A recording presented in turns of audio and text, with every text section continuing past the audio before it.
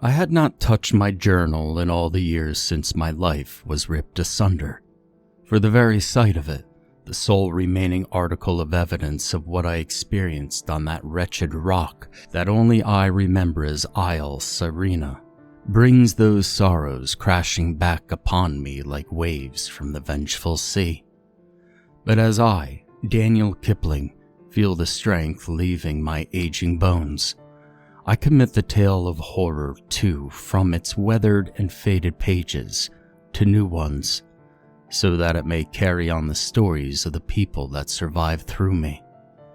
I write for my father, for my sister, and for my beautiful wife, the love of my life, for these words will be all that remains of them aside from the memories, both horrid and joyful, that weigh heavy on my heart. It feels like centuries passed when, in the year of our Lord, 1731, I was a bright-eyed, dark-haired lad seated near the bow of an English sailing ship, my knobby knees hugged to my chest against the stiffening breeze caused by the frigid Atlantic and the brisk pace of the vessel. It feels like centuries ago when my mind raced with the adventure of the voyage and the excitement of landing at my new home, our new home. It once struck me as strange, being a well-learned boy, or at least as well-learned as one could be born to a shop owner situated in a Whitechapel street, that I had never heard of Isle Sirena. My twin sister, Ariel, my junior by mere moments, had told me that it was Spanish for Isle of the Sirens. It was a place wrapped in mystery, having supposedly been discovered only 2 years before, and having been settled by the Empire mere months after its founding. The schools in Whitechapel were poor at best, but Father always pushed us to make the best of it, at great cost to himself. Ever since our mother died shortly after bringing us into the world, he had always put us before himself.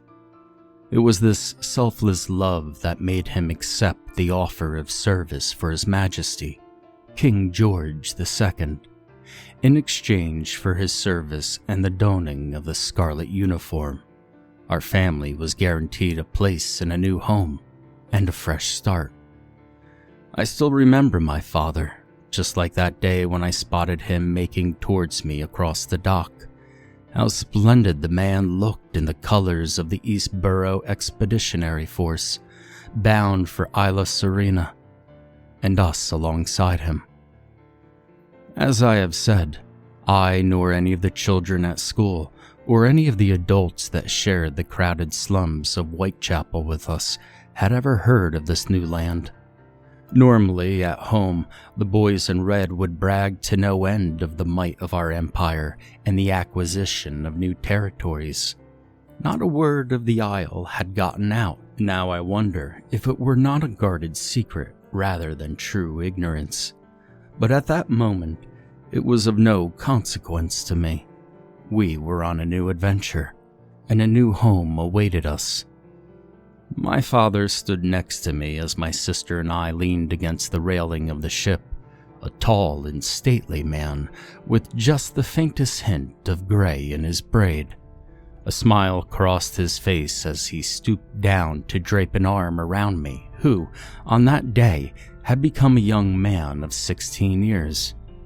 Together we gazed out on the featureless ocean and the horizon, just now dying down to an orange tint with the falling sun. He surprised me that day, coming to find me aboard our cramped vessel where I was playing with some of the other lads. He had a smile on his face when he produced a journal from his satchel, which now bears the wretched tale of those who undertook that doomed voyage. Bound in leather and brass, with a small belt to secure it shut, I remember no greater moment of joy and contentment as I held the gift to my chest. My father put a hand on my shoulder, sharing my joy, and he said, "Someday, someone will read that book and marvel at our accomplishments here, amaze them, and fill that book." The next day I took my father's advice and set about filling my new journal. At supper time, I would write what happened during the day unless something really needed to be added to it before then. It had almost been a week since the first entry, and nothing worthy of note had yet happened. We were all insufferably bored, as anyone would be when confined to the cramped quarters of a ship for months on end. Fortunately, the favorable weather allowed the passengers free rein of the deck during the daylight hours, and I played with the several other adolescents aboard that helped to pass the time. One of these others was a young man, my senior by 2 years, named Rudiger Albrecht, or as he wanted to be known, Roger. A tall, thin lad with a long ponytail of fair hair and a pronounced Germanic cadence that called from his Saxon homeland. I do not recall how he found himself on a voyage flying His Majesty's flag, but his sharp wit endeared him to me. He knew even better than I the use of pen and parchment, and in exchange for the use of his treasure of books, which sharpened my thirst for knowledge and helped alleviate the oppressive banality, I taught him much of the English he came to speak. There was one whose company I came, by far, to enjoy the most. Abigail Braddock, a girl of my age with almost crimson hair, skin like marble, and silver eyes that outshone the sun on the water. It was no secret why she was there. Her family was incredibly wealthy, hailing from Mayfair, where a mere peasant such as myself would only dream to call home. Her kind never set foot in the likes of Whitechapel, and I breathed a sigh of relief when I found that her parents had gone ahead of her on a different voyage, for I believed they would scorn my being in her presence. It was common knowledge that the Braddock family was funding the entirety of this voyage, and even much of the construction that had already taken place on the island. What was less spoken of were the rumors that the Braddocks had, in fact, bought the newly christened island from the Crown itself, in hopes of starting another tobacco plantation there to add to their own small but growing empire of commerce. This was of little consequence for Abby, as she implored me to address her by, dreading talking of her family. She welcomed the trip across the Atlantic, even if only to give her a respite from the dreadful life of boarding school and endless tedious social events that her parents subjected her to. We were of similar age, and she took great interest in my journaling, being perhaps the most well-educated person aboard the ship. We often talked for hours in the clear air of the open deck, about such a myriad of subjects that I cannot remember. It was during one of these discussions, the day after I received the journal from my father, that one of the first signs of the oncoming darkness that we careened unknowingly towards made itself known. Myself and Roger were propped against the forward port side railing, while Abby was seated beside us on a barrel, looking for some change on the horizon. Her eyes widened and she jumped up, pointing down at the waterline below. "Wait a minute. Did one of you drop something?" I patted my pockets and was relieved to find that my writing nibs were still there. You'd be surprised how one had to bargain to find such menial things during a months-long voyage, as were the 5 pence I'd kept from my last work back in Whitechapel. Roger also searched his person, and nothing was missing aside from the watch he kept on a chain, which he often nervously ran his fingers across with. Thankfully, was still on his person. The watch was a gift from his own father, and fumbling it seemed to comfort him, as he was often of a nervous disposition. Neither of us was missing anything. Abby insisted that something was in the water, and us boys leaned over and immediately caught sight of what she was referring to. Something small and dark floated in the water, slowly moving away from where the hull had met the surf. I immediately recognized it as a common sight in a slum like our old home. Abby squealed in surprise, pointing to a porthole in the ship's side. "Look, there are more." I felt my stomach squirm as I saw more shapes, now dozens of them, falling from the porthole into the frigid Atlantic, each hitting the water and slowly but frantically puttering away from the ship. I turned to exclaim to Roger, but was struck silent when I saw his face. His already fair skin had gone deathly white, and his mouth hung agape. His fingers clutched the railing as if he were about to collapse on the deck, and one word escaped his mouth. "Rats." Having never been at sea before, and having very little to do with men of the oceanic life, I had never come to know about the many rampant superstitions amongst such men. Roger, however, had come from a long line of Germanic seafarers, and this was far from being his first voyage. His fingers disengaged the railing as he stumbled backward and began to babble, trying to control what was obviously an intense fear boiling over in him. Abby had leapt up and taken a hold of his arm. "Roger, whatever has come over you?" The poor boy's haggard glare remained fixed on nothing as he continued to mutter. "They only leave a doomed ship. They know when danger approaches." Abby seated the shaken Saxon boy on the barrel and massaged his back, one of her many little skills. Roger soon began to calm. I patted his shoulder as he breathed deeply, the pale leaving his cheeks. "Whatever was that about, Roger?" I spoke softly, afraid that a raised voice would agitate his condition further. He gulped and hesitated, but then began to regale us in a hushed, shaking voice.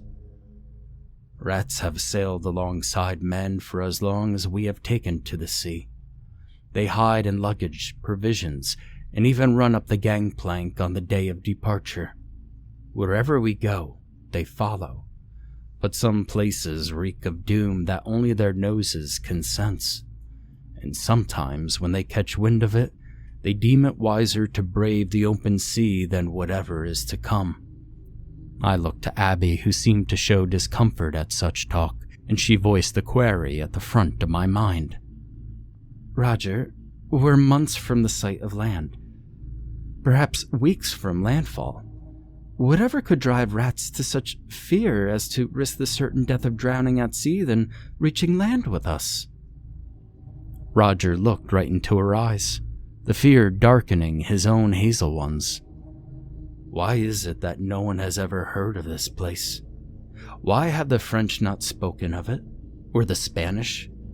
I fear that we're sailing into darkness, my friends." We sat silent for some time, an odd feeling in my belly, but I gave Roger a hearty slap on the shoulder and put on my best smile. "Come now, Roger, those are stories. Rats are no smarter than any vermin. Besides, they're probably as tiresome of the food on this ship as we are." We all had a merry laugh at this, and Roger seemed to feel better. We spent the rest of the day at the front of the ship, looking onwards in hopes of being the first to see our new home, although Roger's mood never fully brightened from that moment on.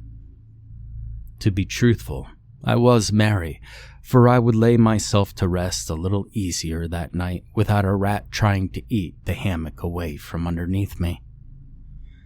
Abigail, much to my joy, shook me awake the next morning, 2 hours past the watch, to the sight of land. Shaking the sleep from my eyes, we ran to the front of the ship where we stood next to the night watchman and the ship lookout, Abe. He never gave his full name, if Abe was even his true name. A lithe and grizzled man, his skin tough and tan like belt leather, and 2 extremely sharp eyes that twinkled with the sunlight. Much of the time he could be seen dancing among the lines of the ship like an acrobat, hinting that he was far younger than his pepper beard and hair told the eye. Although rarely seen without his signature grimace and squinting glare, he was always very cordial, more so than most of the passengers. I got the sense that he was a solitary yet lonely man, not prone to many words, the sort to listen and watch rather than talk. With what time he had to himself, he enjoyed conversing with us young'uns and spent little time with anyone else. As we came to the front of the ship, Abe swung down the deck from aloft and stood alongside us in the warmth of the rising sun, pointing a calloused hand towards the darkened shape on the horizon. "There she is, young'uns. Isla Sirena, or as we Britons say, Siren Island." Roger visibly gulped.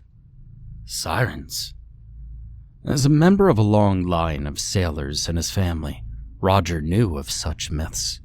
Beautiful women of the sea who lured unfortunate souls into the deep with their enchanting voices, only to drown them for their troubles. Abe took notice of Roger's disturbance, chuckling dryly, and clapped the young Saxon on the back. "Oh, fear not, me lad. Such things are mere legend." I caught notice of a strange look across his face, however, one that seemed to not exude the confidence of his words. Unclasping a leather cylinder that hung from his belt, he withdrew a polished brass telescope, which he passed to me first, giving me a look that said, "Hold on to that tight, lad." I opened it and saw that the rock did not look like much more than just that. The landmass was wide and flat, and at this distance, all I could see was simply an unassuming black void on the horizon. I passed the telescope to my shipmates, and they too cast unimpressed glances at it. However, some hours later, close to sunset, our jaws fell. The still distant island could now be seen more clearly, and would be best described as an ominous-looking pedestal, looking as if it had suddenly risen out of the ocean. The edges of the island, wreathed in fog, were nearly perfect, vertical surfaces, black as pitch and menacing as cannons. Abe told me that, according to scout ships, the entire perimeter of the island was like this. No shore whatsoever, no beach, not even shallows. It was as if the island were more like the tower of a fortress erected upon the bosom of the ocean itself. "There be but one point of entry, lads and lass. On the far side of the island, facing the North Star by night, is an arbor, an inlet, with cliffs low enough to disembark from a tall ship. The inlet is also only wide enough to allow one ship to pass." "What is that rock? The kind of cliffs are made of?" Abby spoke up, clearly excited. Abe gave a shrug, still staring landward. "No one knows. Supposedly it's almost like flint, sharp, brittle stuff, smooth as church glass. They call those cliffs the Teeth." Roger murmured something under his breath that I could not make out. We soon lost interest in looking at the island, and Abe soon stopped talking, so there was little left to do. It had also grown colder on deck as we approached the island, a mist appearing to hide anything worth seeing. Abe told us that it would be best if we retreated below. The going would be sluggish as our now vision was limited to a matter of 100 meters. It was not until we had been below deck, in the warmth of that hold, that I noticed that Roger was shivering and his eye was twitching.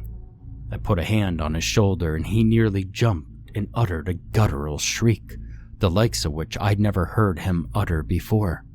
"Oh heavens, Roger!" I exclaimed. "What's gotten into you?"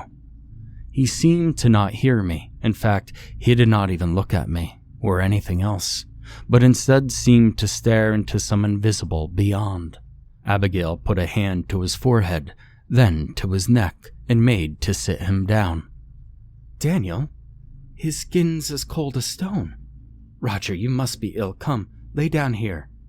Her voice had taken on that soothing motherly tone that one could hardly speak against, and Roger obliged, laying down on the straw-filled sacks. He stared at the ceiling silently, scared out of his wits. He finally spoke, slurring as if his fear had cost him proper control of his tongue. "We should have never have come." After this, no matter how hard I or Abigail pressed him, he would not say anything else. It seemed as if he had closed his ears to us. Abigail went and brought Peg, the ship's doctor. I saw the stern old man give Roger a spoonful of something dark, like laudanum, and Roger was asleep within the hour. Abigail and I were both thoroughly disturbed by Roger's sudden illness, and we sat by a portal looking out over the darkening sea as darkness fell. We sat together in silence for hours, staring out into the featureless fog that surrounded the ship, the only sounds the creak of the hull.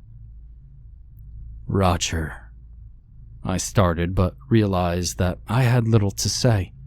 She nodded, her smooth brow furrowing, and the hint of a tear glinting from the corners of her eyes as they fell to the floor. I instinctively reached out and touched her hand, taking it into mine, and our eyes met. We held each other's gaze for some time before her eyes drooped, a sleepy smile crossing her face. I helped her to her bed and retired that night after recording the day's events in my journal, wishing to be well rested for our arrival in the morning. My hopes of rest that night proved to be wishful thinking, as the entirety of the following few hours were spent tossing and turning in my hammock, unable to sleep or lay my mind to rest. Everyone else in the hold slept peacefully around me, their lanterns all doused, and only the dim light of the moonlight through the portholes to the light room. Stiff and restless, I decided to enjoy a breath of fresh air on deck, alone in the late night hour. The sea was calm, like the surface of a mirror, and all was silent as the grave. The air was cold, urging me to pull my jacket a little closer, and yet did not feel very refreshing at all. To this day, I remember the stench and the rank of Whitechapel's streets and alleys, and yet it occurred to me as more pleasant than whatever lay in the air that night. There was a strange taint to it, an impurity, a slight subtle stain that I could only just taste. It was like no one thing, but made me think of copper, rotting wood, and the slightest odor of old meat. Then, somewhere I could not determine, I swore that I could hear the sound of someone singing in the softest, sweetest, most haunting melody I had ever heard. Just like it came, it passed, and I inhaled pure, slightly salty night air over a calm and once again silent ocean. It did relax me, and I leaned onto the rail looking out onto the water. This soon proved useless, as the mist had barely thinned at all, allowing only a bit of the moonlight through. Then I noticed the orange glow of a lantern on my left, far above my head. I looked up and smiled. It was Abe, as usual, always watching, always awake, and always alert. Thinking of nothing better to do, I grabbed the rope ladder and heaved myself upwards. "Look out, Ho!" I called in a hoarse whisper, as I had sometimes heard him call down to the captain. He twisted about to look down and chuckled. "Ah, Daniel, yours is a face to see. Come join me." I was never the strongest, and even with a recent practice, it was some minutes before I had scaled the ladder and seated myself next to the wizened sailor on the spar. Catching my breath, the sail rolled up beneath us. I sat with my back against the mast to keep my balance, but he simply sat on the spar itself, perfectly upright and still, his hand gripping the wood softly. I was surprised at how much more the ship seemed to rock up there than down on the deck. As he often did, he spoke without facing me, his eyes fixed forward. "Call of the sea keeping you up, lad?" I shrugged. "Something like that, I suppose." He gave me a gravelly chuckle. "Well, If you need to hurl, please aim it overboard. I've pity on the swabs." I chuckled back. "I'd worry more for Roger, Abe." He nodded, still looking out into the night. "Aye, how is the lad? I worry when I see the skin turn pale." I knew Abe was sharp as flint, but this observation struck me as odd. "What do you mean?" I asked. "I've seen my fair share of land-loving given to the sea and surrendering their dinner to the deep. Face turns in odd tinges green when that happens, but Roger, his skin is pale. And his eyes, they were wide, weren't they?" Abe said this more matter-of-factly than a question. He continued talking. "No offense to you, my boy, for I do hold you to be a smart lad, but you're born and bred landlubber, are you not?" I nodded. "Well, there's nothing wrong to keep the land. The sea is not for all men." "Aye, ye be right there.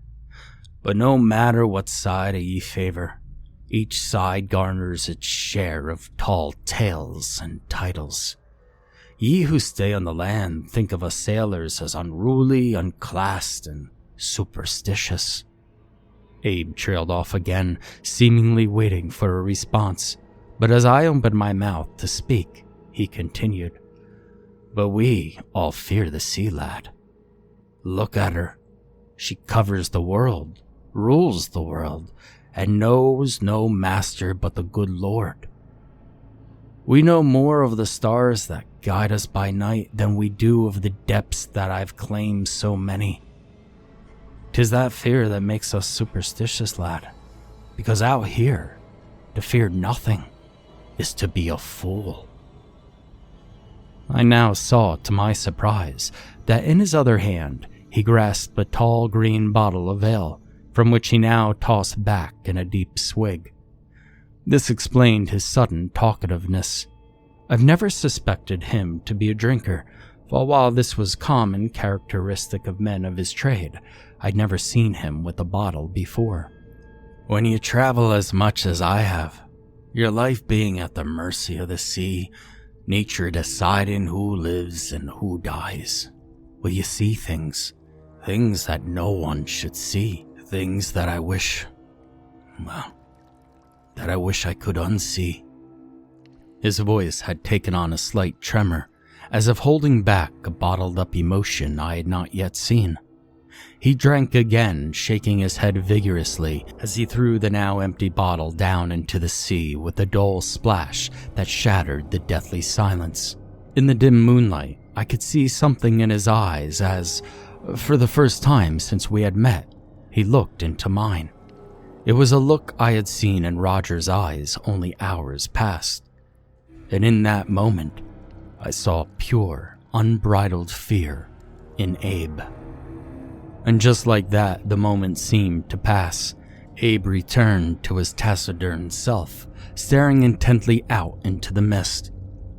It's late, boy. You should rest." Unnerved at the sight of the near breakdown of this hardened sailor, I quickly began to scale back down the ladder. "Daniel," I heard him mutter. I looked back up at him and was relieved to see a small, genuine smile on his lips as he looked down at me. "I'd be in your favor if you didn't tell the captain about the gin." I could not help but grin and bid him good night, falling back into my hammock below deck. Sleep finally overtook me, but before it could do so, Abe's words rang through my head, as clear as if he now knelt beside me as my conscience ebbed away. "You see things that no one should see, things that I wish I could unsee." I woke to Ariel leaning over me, prodding me awake softly, but persistently, and the moment my eyes opened, she hauled me to my feet. She talked excitedly. Dan, we're finally here. It's amazing." I was still sleepy as the cold morning air off the ocean hit my face, causing my eyes to dash open. I was very irritable and grumbled in protest, but Ariel was obviously excited beyond belief as she leaned me against the railing and pointed ahead into the mist, which to me seemed more like a very low-lying cloud. And as we looked, along with the other passengers, the mist seemed to peel back like a strange curtain, and our jaws dropped as a spectacular set showed itself. The ship passed through the mouth of the inlet to show a huge yet somehow hidden lagoon. The teeth towered over us still, but this time in shelves. And at several locations, I saw palisade towers manned by familiar red uniforms. Ramparts of sharpened palisade were built all over the tiers of stone, built right into the cliffs, leading up out of sight into the hanging mist. At the back of the inlet was the largest structure of all.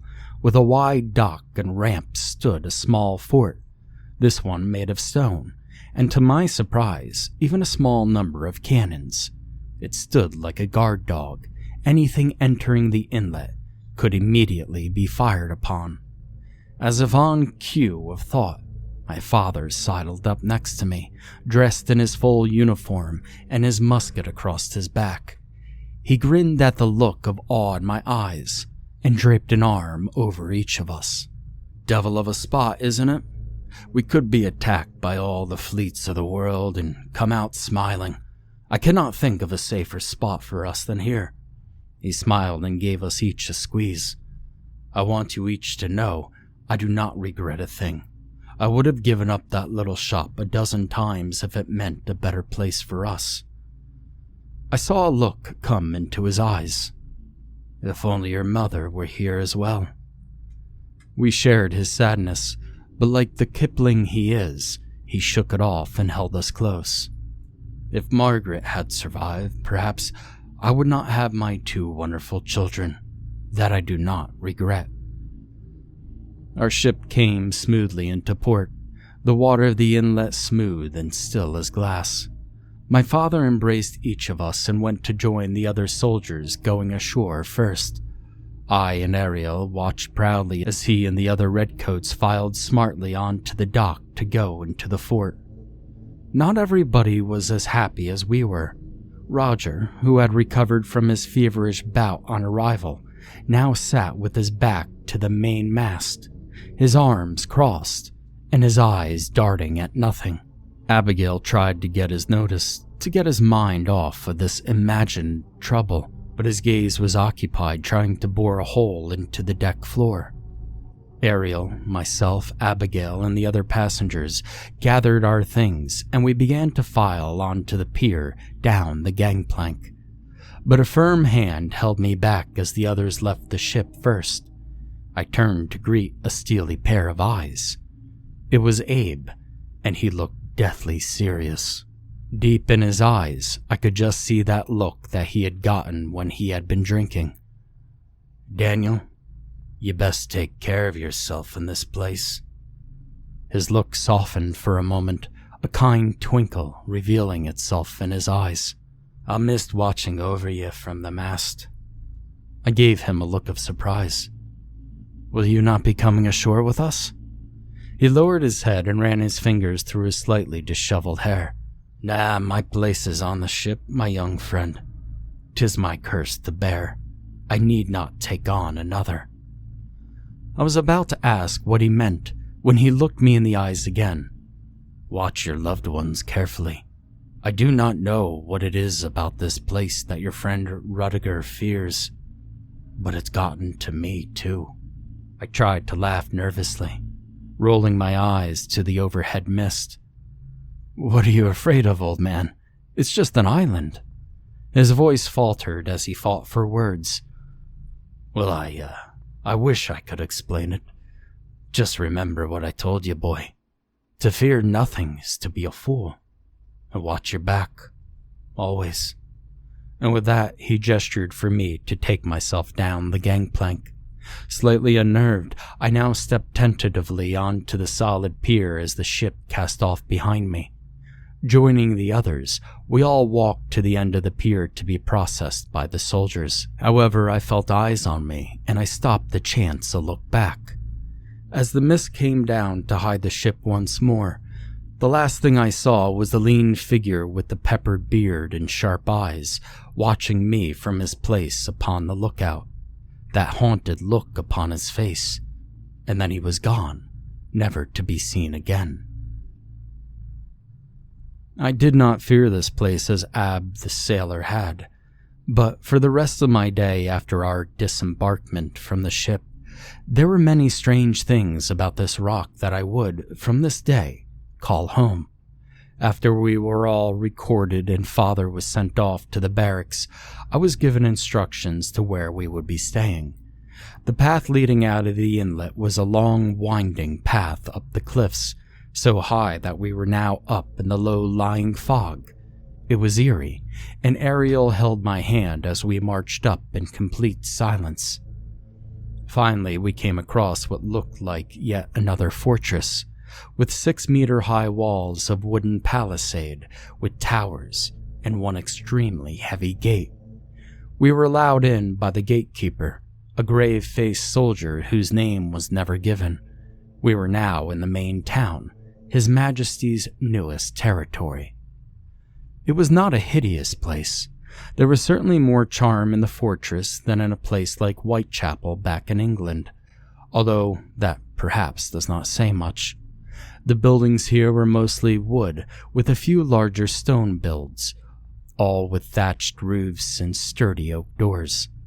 Abigail's family seemed to have spared no expense in the buildings here. In fact, the street was even cobbled with stone, swept clean of dust and rubble, and lampposts stand dormant until their appointed time to light the streets. I was astonished, as were Abigail and Roger. Even with the Braddocks' backing, how had all this been established in so short a time? How had it been maintained so well? And how had they been able to maintain such a sizable garrison? Now, I will admit, it fills me with no pride to see the hard work and determination of the British people, but I was surprised to find that my family was to have a house of our own. I found later that if a soldier brought his family, they would be accommodated as such. Not far from the main gate, but off the main street.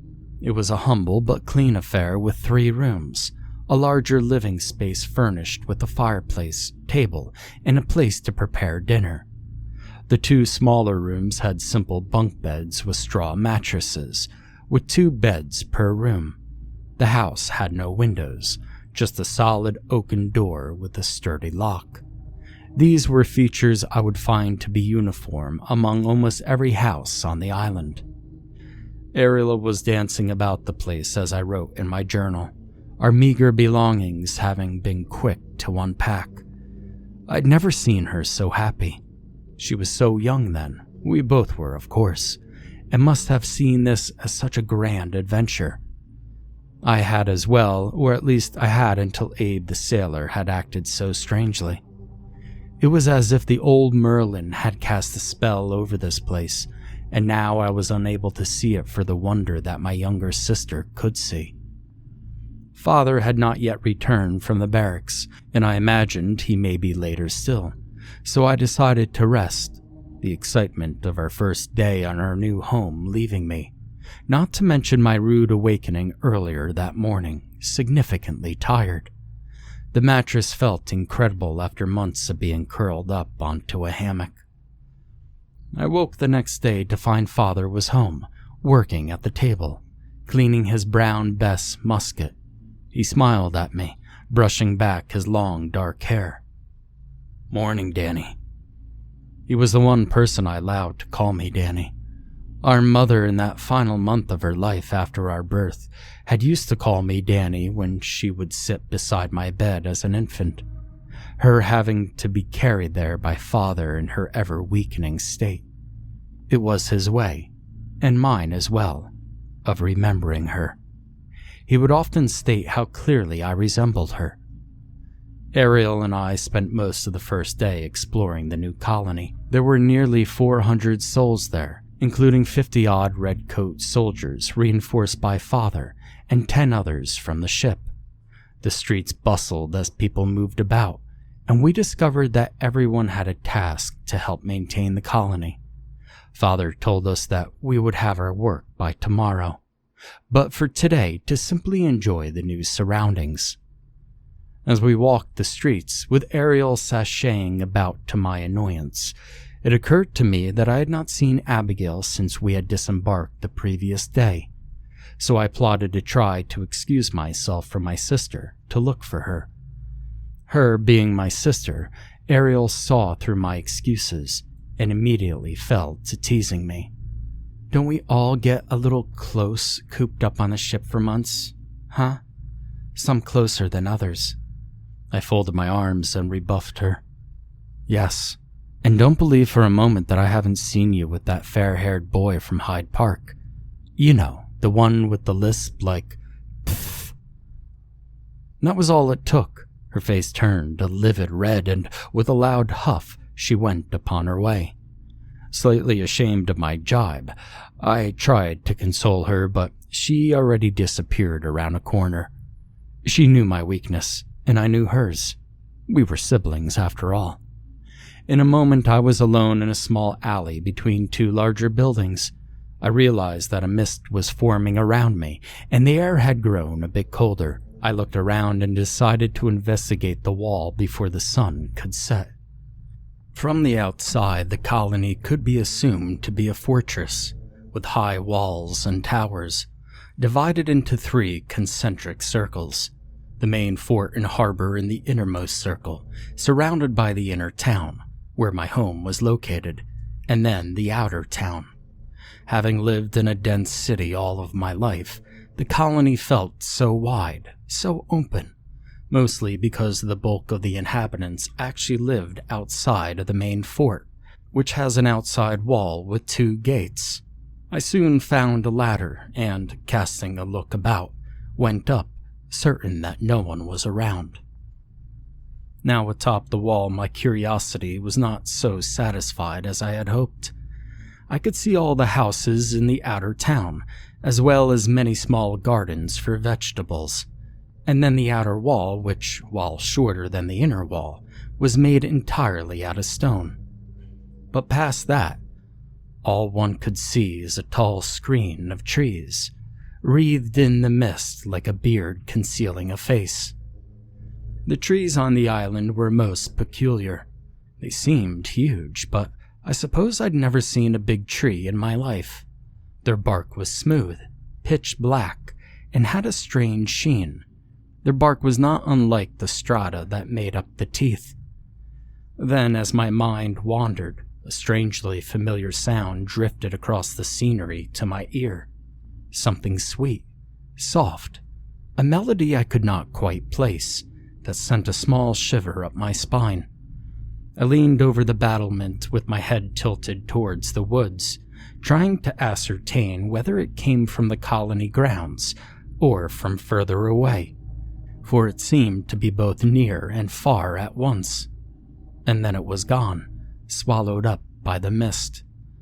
I barely hid a surprised yelp as a strong hand grabbed the nape of my shirt and yanked me back with the strength of a cart horse. I nearly fell off the wall, but the same hand grabbed my kerchief and stood me on my feet. Towering over me with a sour glare on his face stood an immense man in a dark coat. One bright eye glinted in the dusk light from under a worn black 3-cornered hat, and I was riveted by 2 very pronounced features that made him the most intimidating man I'd ever seen. The 3 parallel scars running across his face, and his right eye, which was white and milky as a full moon. Suddenly his chest began to shake with a deep chuckle. He released me, and I nearly stumbled again. My knees weakened to the consistency of jelly.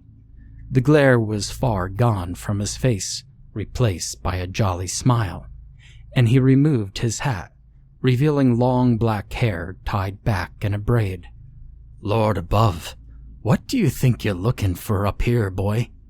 He spoke with the unmistakable dialect of Eastern London, most certainly a Cockney man. The sternness was gone, a grin now crossing his scarred face, revealing a set of bright teeth.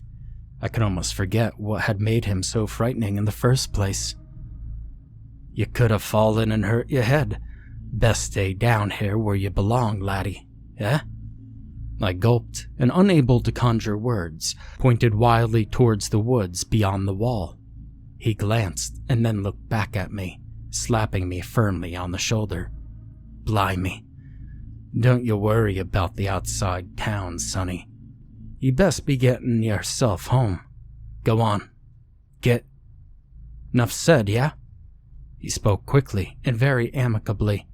He then turned and began to walk away from me along the rampart, and I too turned to leave. Then I called to him. "Wait, who are you?" He swiveled on one boot to face me, and now I had a good look at him. His coat was dark, and the hemline came down to the ankles of his tall boots. His clothes looked slightly worn and well used.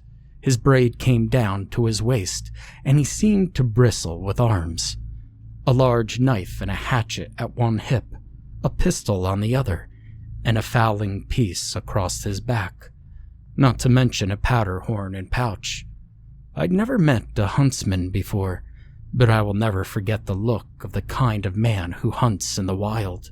He gave a small bow like a grand stage actor, sweeping the hand bearing his hat, which I saw had a long green feather in it. "Friends of mine call me Lobo. Pleasure meeting you, Daniel. Get yourself below. 'Twill be dark soon." Before I could ask him how he knew me, he strode off with the swiftness of a breeze and was out of earshot in a moment. Thoroughly flabbergasted by this brief but overwhelming encounter with such an outstanding individual, it took me a moment to collect my thoughts before I could find my way back home. Lobo's countenance running through my mind the whole way home. I reached my door and entered my house, not looking up as I discarded my coat. "Ariel, I've returned. You best be home or father will have your..." "Hello, Dan." My cheeks burst with redness as I snapped my gaze up. Ariel was indeed home, but to my surprise, Abigail Braddock herself stood by the table, having risen to meet me. She looked even fresher and more radiant than I had ever seen her on the ship, and I found myself standing dumbfounded. Ariel, who sat at the table, giggled and rested her chin in her hands, her eyes glancing cheekily between me and Abby. "Well, I'd say Daniel's pleasantly surprised. Aren't you, Dan? I mean, look at those cheeks of his." I snorted in annoyance, doing my best to ignore the warmth spreading across my face. "It's cold out. Ariel, have you nothing better to do, or must you refuse to act your age?" I must have glared daggers at her, for she rolled her eyes and retreated into our room, leaving the two of us standing alone in the sitting room. An awkward silence hung on the air until I cleared my throat. "So, father's not home, it seems." She nodded and walked slowly to within a short range of myself. "I just thought it'd be best to welcome you and your family in person." She spoke so soft, so delicately. It broke almost all of my resolve. I gave her a weak smile, struggling to meet her gaze. "Well, I greatly appreciate the sentiment, Miss Braddock." Abby immediately burst into giggles, a smile on her face.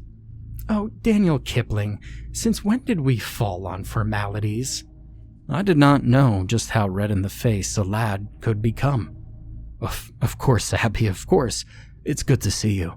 Still smiling widely, she curtsied and bade me good night, excusing herself to return home. Once I shut the door behind Abby, exhaustion overcame me. I entered my room, greeted by Ariel playfully jabbing her tongue at me, which I gladly returned. I collapsed onto my bed, thoughts of Abby, Mr. Lobo, and that strange tune that I swore I had heard somewhere before.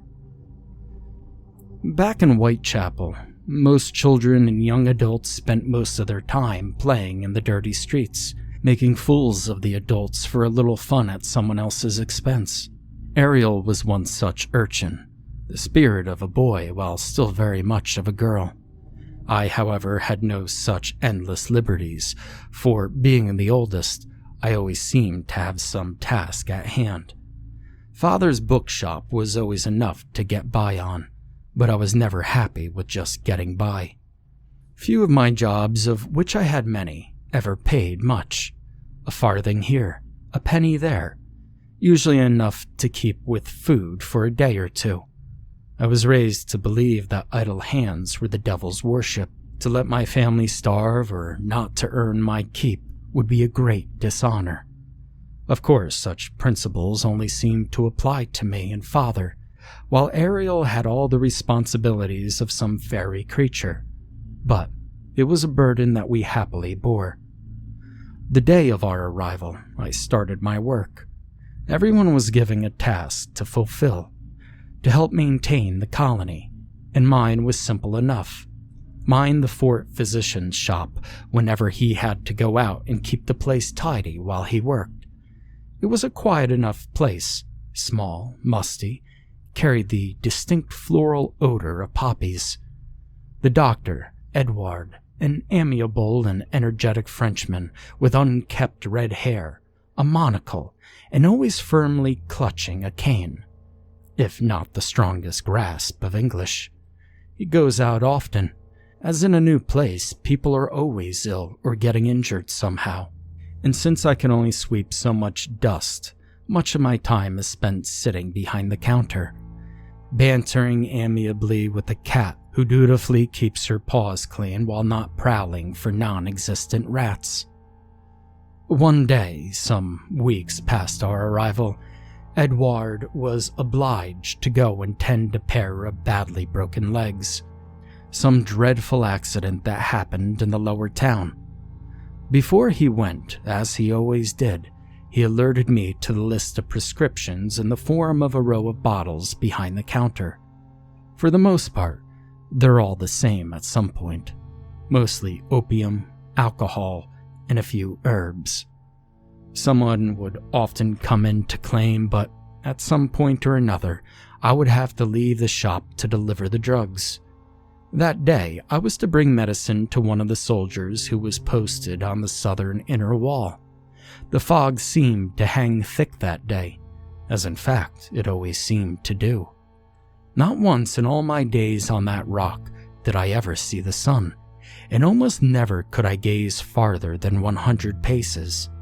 Used to the thick blanket of mist, I closed the shop, my satchel of tinctures over my shoulder, and made my way on my own rounds. I soon found the stairs up onto the wall, now familiar with my surroundings, and found the gray-haired man at his post who, wincing as he stood to his feet, happily accepted the medicine. He was not alone, however. 2 other men conversed with him, and among them, I immediately recognized the unmistakable form of Lobo. He seemed to be in the same attire as the day prior, although missing his hat. In one hand, nearly as tall as himself, was what was unmistakably a Germanic long rifle, the weapon of a skilled marksman rather than a rank-and-file soldier. He would repeatedly thump it softly on the rampart, like the rhythm of a drum. When I saw him, he was staring out over the wall, bearing that brief scowl, but his face instantly lightened on seeing me, and waved me over with his wide grin. "Well, what you doing there, Daniel? Come on over, it's good to see you." I joined him as he leaned jauntily on the wall, pulling out a heavy pipe, hand-carved out of cherry wood and iron. It looked like it weighed at least 1 kilogram. He held it to me, but I declined, which he accepted with a knowing smile. "Hey, 'tis a bit strong for a lad anyhow." With flint and steel, he showered some sparks into the bowl and puffed out a little cloud over the ramparts, watching it leave like an old friend. He seemed deep in thought, as if I were not even there anymore. "How goes, Mr. Lobo?" He chortled a bit, blowing smoke through his nose. "Oh, That'd be me father, and he ain't here. You just call me Lobo." He gave me a wide grin past his scars, clear to see without whiskers. "How do you know my name?" "Well, I know many things, Boyle." "You aren't in uniform. What are you then, a policeman?" He shook his head and howled a single booming laugh. "Ha, me, a blue coat. Oh, how do you joke so, little Daniel?" He puffed a bit more from his pipe, and then tapped the still glowing embers out onto the ground, stifling them beneath the heel of his boot. "No, I don't even bunk in the inner city. It's too stifling in these here walls. You know what I mean?" I confessed that I did not. "Where do you live then? Down there?" I asked, pointing towards the lesser houses of the outer wall. He shook his head and gestured towards the trees, with almost a braggart attitude to his point. "Seem trees? Beyond 'em is a clearing, and that's where I built me cabin. And today I'd come into town, though since the soldiers need me to help, I know a lot more about the outside than they do." "Like what?" I saw a strange look across his face, sort of wariness, and he pursed his lips. "To a fella like me, 'tain't much that's strange no more. But this island, it's not something I can explain, Daniel. The trees, the rocks, the very grass, it feels like everything has eyes on you out there." He grinned and slapped me on the shoulder. "We'll see sometime soon, lad. I'd better get along to the fort. Colonel Braddock's waiting on me." He turned and began to walk quickly away, and without breaking stride, he turned and called out, "Oh, Daniel, your pop says to take care of things. He ain't gonna be home for a little while." My heart was heavy to learn this. Father's long absence had been taking its toll upon my soul. He was often my sole source of guidance, and after so long without him, I had fallen to feeling rudderless. I returned home to find one lantern left burning and the fire nearly dead. Hanging my coat and stoking the fire, I checked our room to find Ariel fast asleep. I sat beside her while stroking her arm. She was still a child having grown up without a mother, and our journey had taken its toll on her. I went to douse the lantern in preparation for sleep and found, next to the lantern, a note with our names upon it. "Dear Danny and Ariel, I'm sorry, but I learned of this but moments before writing this.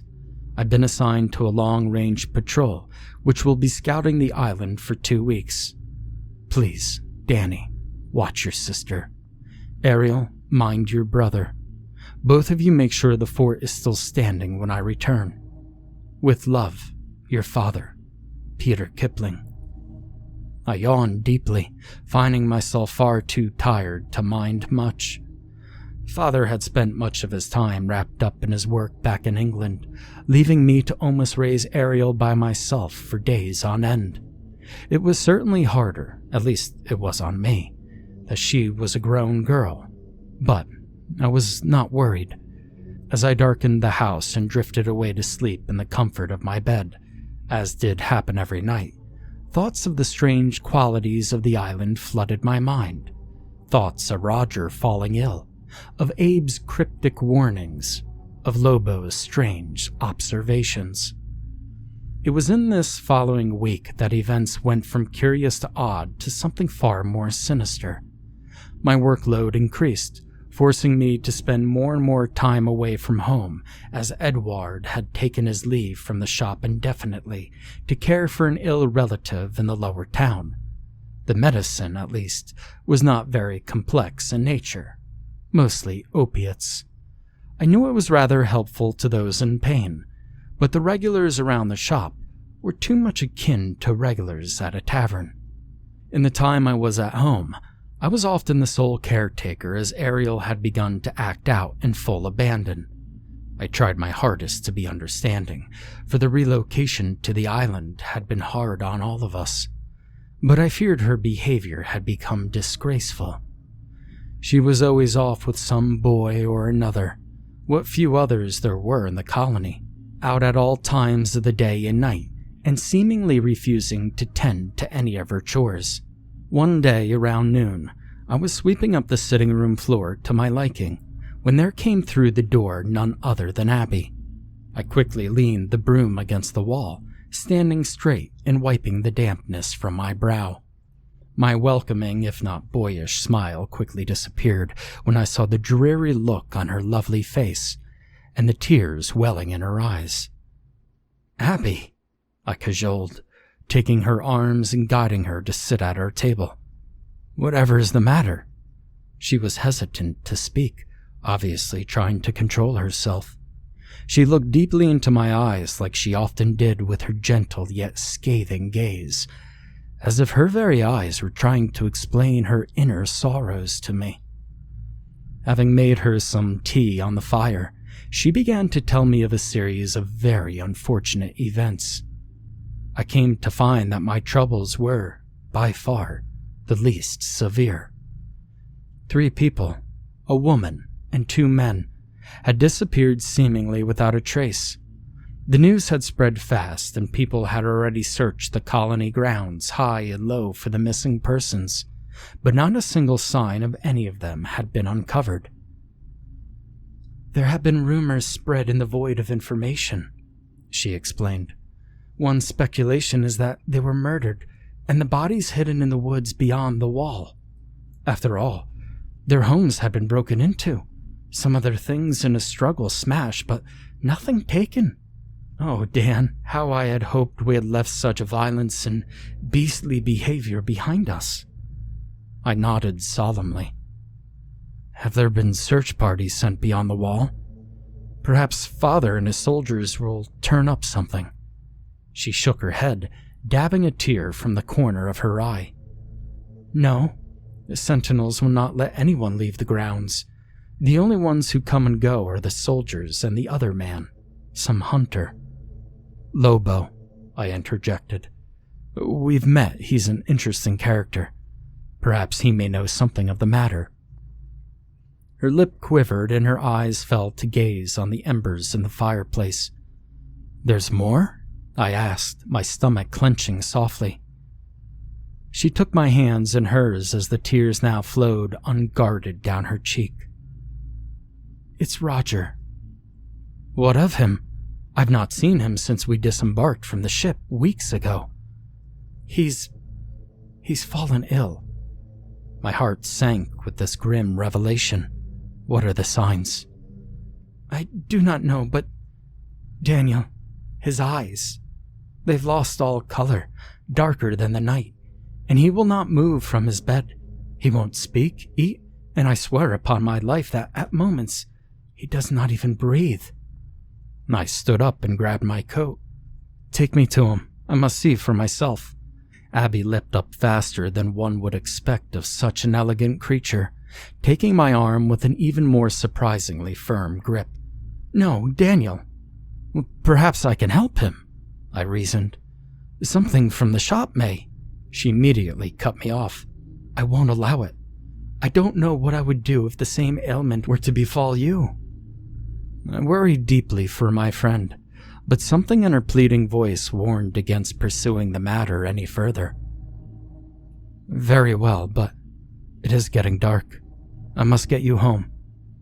"You should stay and wait for your sister," she reasoned. That urchin has been trying my patience, and she often does not come home at all. Besides, what gentleman would let a lady in distress walk alone?"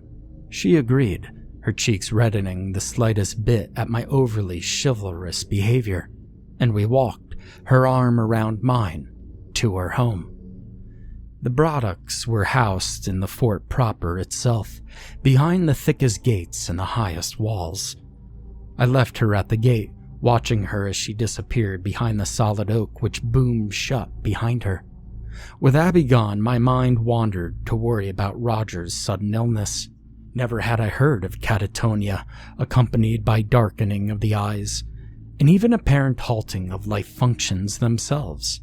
And what of the vanished colony members? Who could possibly be behind it all? I returned home, finding with little surprise that Ariel had not returned. I cursed under my breath, but left the door unlocked when I retired to bed, hoping to wake and find her having returned in the morning. In the next few days, the already sinister events became even more severe. 4 more disappearances followed, all during the darkest hours of the night. No traces found, houses ransacked. The tension among the populace had risen to something more akin to hysteria. Everyone cried out to know what had happened to their loved ones, demanding answers, only to be left with nothing but their own words seemingly falling on deaf ears. The soldiers not only refused to provide any tangible effort to calm the people, but they also seemed strangely nonchalant about the events of the past weeks. Abby came by once again, this time making no effort to conceal her tears, as no sooner had I opened the door to her knocks that she threw her arms around me, weepingly openly like a child. I hesitantly wrapped my arms around her, softly caressing her shoulders as they heaved with her racking sobs. "Oh, Daniel," she choked out between fits of tears. "Roger's gone. He's not breathing. His eyes have closed. His skin is cold as stone." My heart fell and my belly became cold. Not Roger, I thought. Not my brother, the young man of many books, my tireless companion for the months aboard the ship. I quickly threw on my coat and demanded that Abby take me to where his body lay. She resisted, but I was stubborn, so we walked quickly to a rather decrepit tavern in the lower town. "He worked here, you see," she explained to me. "He boarded in one of the rooms upstairs." We went inside, the place smelling of sweat and bitter ale. No one was about except the round man tending the bar, who eyed us with a fearful glance before returning to his work. We walked up a set of creaky steps, and Abby pointed me to the first door to our left. When she reached for a key in her pocket, I reached out and pushed on the door, which swung open. It had been standing ajar. Abby's already porcelain face paled even further. "I swear on my life, Daniel, I locked the door when I left." I tentatively stepped inside, the small room musty and dark, the curtains having been drawn and the shutters barred. The latch upon the door was broken, clearly forced. Clothes and other meager possessions lay strewn across the floor, and a candle stood unlit on a small table. Taking my tinderbox, I lit it, the weak light revealing the surroundings clear enough to notice one thing. Roger, or his corpse, was nowhere to be found. I turned to Abby, who stood with her mouth agape. "What do you make of this?"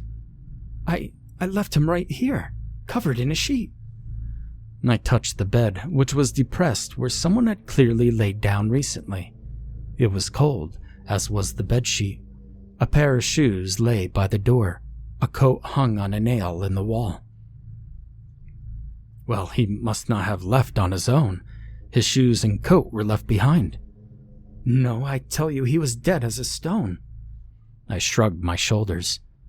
"Dead men do not get up and walk, Abby. Perhaps someone came and collected him." Closing the door, we returned to the downstairs area and asked the bartender if he had seen anything. He shook his head, clearly wanting us to leave without asking questions. Abby and I suspected him to be hiding something, but exactly what that was could only venture to guess. Having walked her home, Abby stood with me by the gate, staring out into nothing, clearly dazed by the day's events. "Something is afoot, Daniel. Something dark." "Hey," I agreed. "And our dear Roger's falling afoul of it." So wrapped up in my thoughts I was that upon returning home, I almost did not notice that my door swung freely as I absently pushed it aside. Snapped from my daze, I was horrified to find that my door had been forced as well. This was all the more shocking, for my door was not held shut with a mere latch, but a fairly sturdy iron lock. I looked about and saw nobody, and moaned in disrepair to know that likely no one had seen the culprit. I moaned once again to see the state of the place. Everything seemed to have been tipped over, thrown about, scattered as if a great wind had come down the chimney.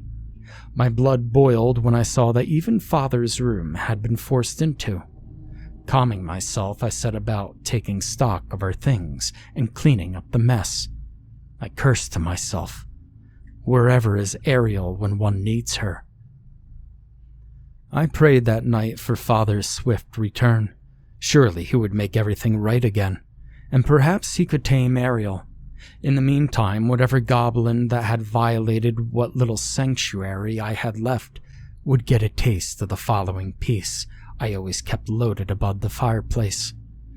By the next day, even more people had gone missing, all in the same fashion. But this time, I'd not learned of it from Abby. A crier passed through the streets, followed closely by a crowd of desperate faces. A curfew had been put into place.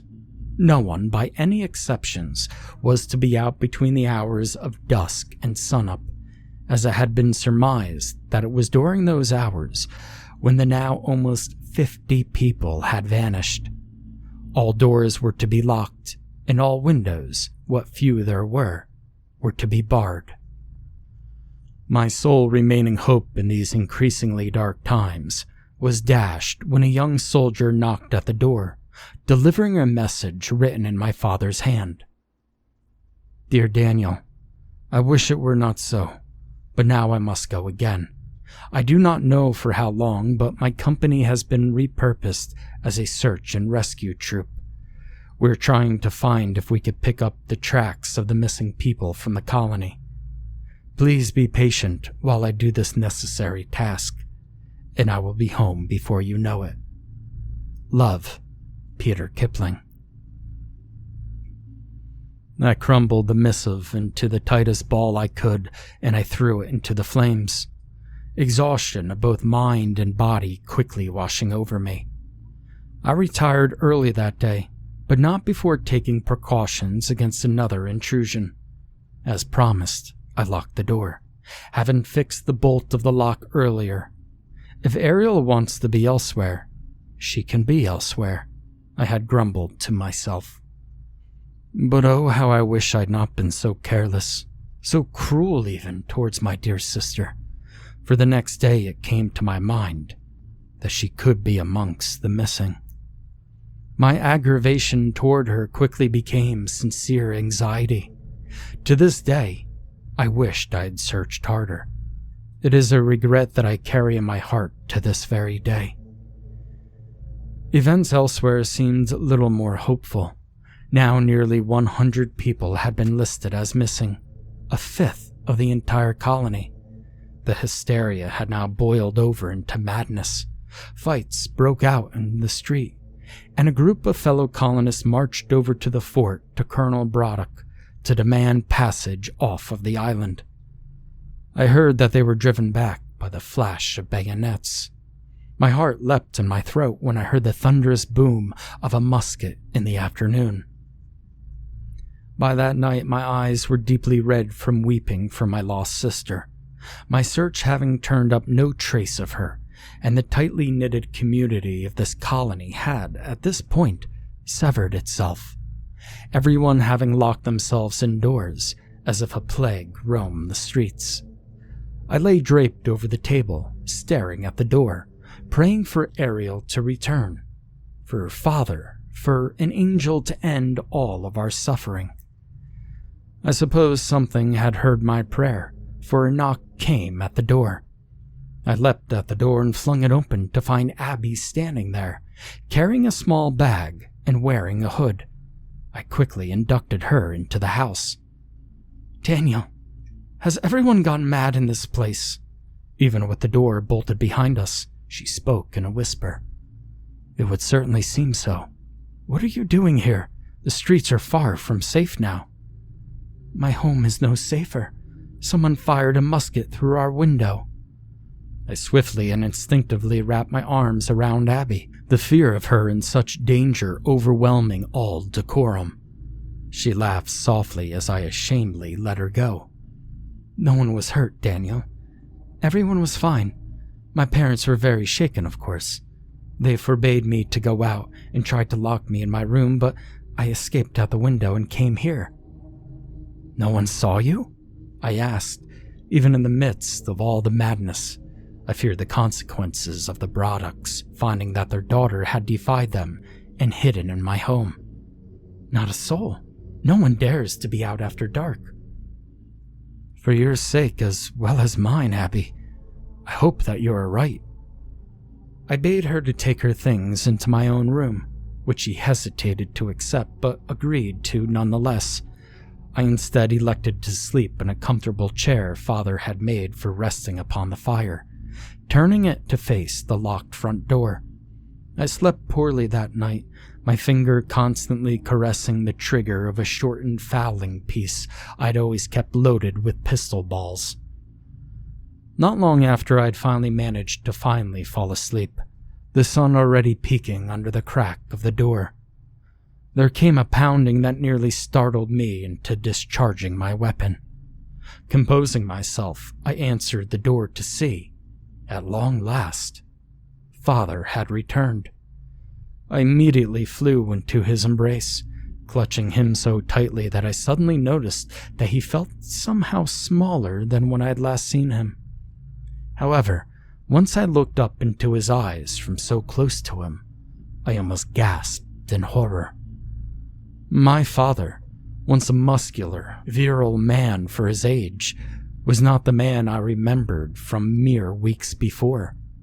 Once standing tall and strong at 6 feet, he now stooped slightly, and his once dark but peppered hair now had stark white streaks like veins of silver coursing through stone. His cheeks had hollowed, his once square jaw now looking pointed and gaunt, and his skin had paled to an almost sickly greenish white. By far the most haunting new features were his once bright sharp eyes, now dark, watery, and significantly sunken back into his skull. Red and black rings encircled them, red from apparently crying, and black from some unknown torment that I could only imagine. He took my shoulders, holding me so firmly I could feel the steely muscles in each finger like claws. He stared into my eyes, a glare so serious it almost hurt. "Dan, this is important," he spoke in a hoarse voice, gravelly and tired. I heard about Ariel." His voice trailed off, his jaw clenched in an attempt to hold back a supply of tears long since exhausted.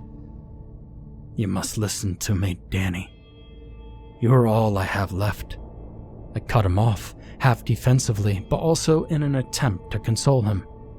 "Father, please, I'm sure we'll find her." "Listen to me." The familiar boom of his voice had momentarily returned, and I said no more. "You watch your back from now on, and get someone to watch your front. When the sky starts to darken, you must lock yourself inside and open it for no one. You must stay safe in the house until noon the next day. Do you understand, Danny?" I nodded. "Are you sure, Danny? You must never leave the house in the night. Absolutely never. Your life depends on it." I promised him, but before another word could leave my lips, he grabbed me into another hug, and I held him back. I could hear his heart beating, and his ragged breathing through the pronounced hardness of his ribs beneath his uniform. Suddenly, an officer on a horse came riding through, shouting his name, and my father left with him. I stared after him as he went, frozen, shocked that this mere corpse of a man was what remained of my father, Peter Kipling. By the time the sun had risen to its zenith in the sky later that day, what little of it that shone through the ever-present fog, I learned that now nearly 10 score people had been reported to have been missing. However, a strange calm of resignation had fallen over the colony. I believe that they, like myself, had surrendered to the fact that there was nowhere to go. Not until the next ship was to arrive. There was little left to do but to wait. I resolved to resume my duties at the medicine shop despite protests from Abby. She even softly took a hold of my arm in an attempt to keep me from leaving. Her eyes widened with fear.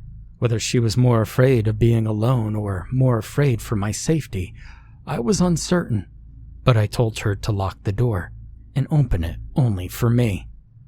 Surprisingly, the shop was still intact. The door stood firm and nothing had been taken. I sighed, taking out my key, wondering when Edward would return, if he ever would, when something caught my attention out of the corner of my eye. I froze in place, trying not to turn in surprise. There, leaning against an abandoned cart, was a dark figure staring at me, as if daring me to run or react. I exhaled aloud, however, when it revealed itself to be Mr. Lobo, who, for all the madness surrounding us, still wore that grin on his face. He still appeared as heavily armed and as untouchable as ever. He stepped up to me as I nervously fumbled the key, trying to get it into the lock. Leaning against the doorframe, he removed his hat and scratched his head. "Daniel, lad, how's it been?" I sighed aloud, clenching my shaking hands. "I'm still alive, sir. I'm still here." "All that matters, kid."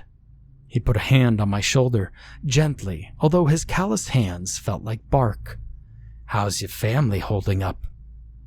I felt my shoulders twitch as I told him about my missing sister, and I gulped down the emotion that I had been restraining in an attempt to remain calm and composed. His hand gripped my shoulder and softly rocked me in a soothing fatherly gesture, not unlike what father used to do when I became upset. "Can't all be rosy, ya pa being away. Boy should not have to be a man so soon." I gulped, licking my dried lips. "I suppose." Lobo released my shoulder and withdrew his pipe.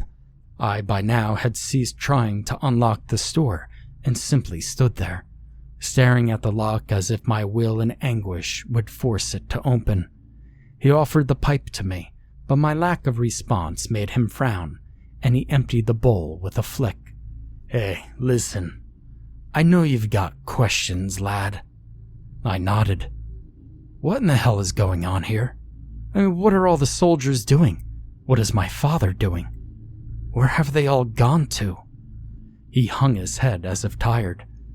"Listen, I know I ain't a friend or even a chum of yours. I know it may be hard to trust me, but can you try?" The forward manner of this question got my attention, and I looked him in the eye. He looked deadly serious, his eyes steady as stone.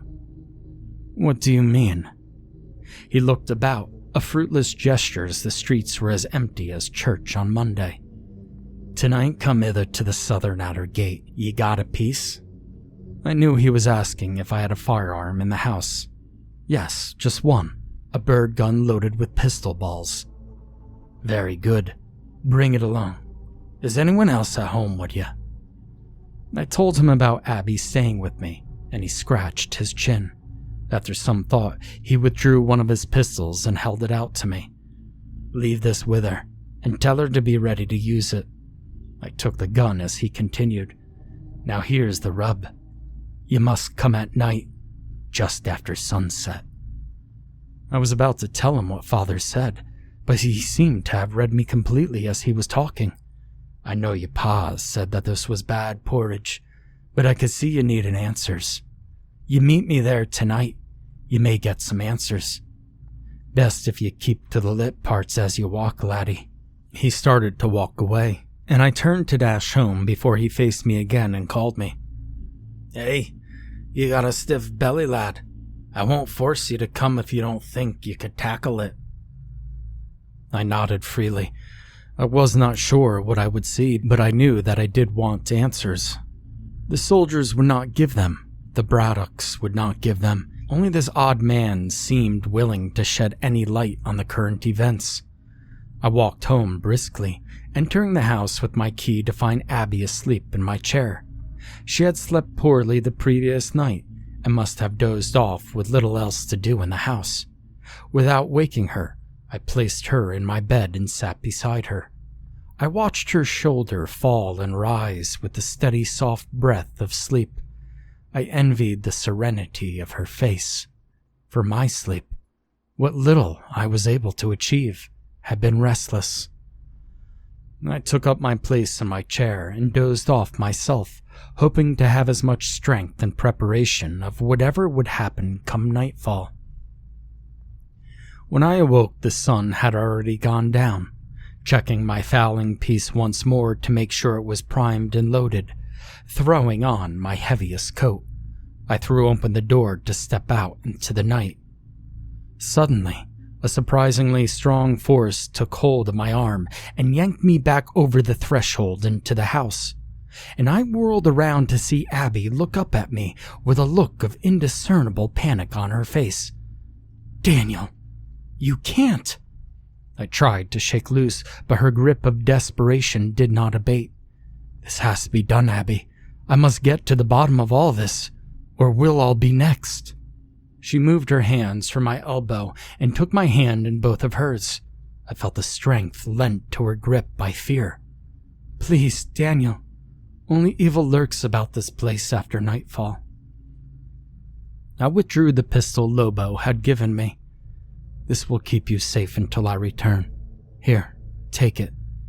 The look did not leave her face as she shook her head, tears glistening in the corners of her eyes. "Daniel Kipling, what if you do not return? Tell me. Of what will I do then? What will I do without you?" I yearned to heed her warning, to stay and protect her, to give her the courage to make it through the night. So removing my hat, I did the only thing I could think to do, something I had desired doing since the day I had met her aboard the ship bound for Isla, Sirena. I kissed her. She went still when our lips met. Her trembling seemed to stop. My hand cupped the smoothness of her cheek, and her hand came up to my chest. I released her, and the look in her eyes had changed to something new. "Do you trust me?" I asked her softly. She wordlessly nodded. "I love you, Abigail Braddock, and as God is my witness, I will return to you. That is a promise." I placed the pistol into her hands and closed her fingers around the handle. "It's loaded and ready to fire," I told her. "Use it only if you must." She wrapped her arms around me one more time. "Daniel Kipling, you had best keep that promise," she whispered into my chest. I let her go and once more stepped boldly out into the night, closing the door and waiting until I heard the lock click into place. I followed Lobo's advice and kept to the brighter streets. I'm sure the bird gun on my shoulder would have scared away all but the maddest fool who would have been roaming the abandoned streets. But oddly enough, no soldiers were about to enforce the curfew, for indeed people seemed all too willing to stay indoors. As I walked, I saw with a sinking heart just how few houses still had lights in them. I saw a torchlight ahead as I approached the southern gate. Lobo stood in plain sight, but looked a much more powerful figure in the stark light of the fiery torch. He did not smile when he saw me, but locked on to me with those steely eyes. "You sure about this, Daniel?" The way he said this was not much to warn me off, but to be sure that I knew what I was getting into. To be truthful, I still was not, but I had to know something. I nodded, which he returned. With 2 hands, he shoved the gate open, just enough for him to slip through. On the voyage over on a very hot day with little wind, the ship had been slowed to a crawl. Some of the boys decided to take a swim into the deep to keep cool. I had joined in, but before I jumped, I stopped to think of what I was about to do. Below me was the deepest depths of the ocean. Endless darkness. Cold, unknown darkness. And as I stood before that open gate, I was, for a moment, that boy on the ship. In front of me was the unknown, where anything could be lurking. However, I overcame this, thanks to confidence instilled in me by Lobo's presence, and I dived into the darkness, setting one foot in front of the other, a step at a time. No matter how fast I walked, Lobo seemed to glide on ahead of me with sweeping strides. He looked straight ahead, the torch held before him, as if nothing were wrong. But as I struggled to keep up with him, my trembling fingers grasping the weapon tightly, everything felt wrong, like something unseen was crawling ever so softly over my skin like a snake. As I walked, my ragged breaths turned to clouds of mist like gun smoke from a musket. A twig broke in the darkness, the smallest noise booming through the void like a cannon blast, and I stopped dead in my tracks. The light of the torch faded into the distance. Lobo had not noticed the sound.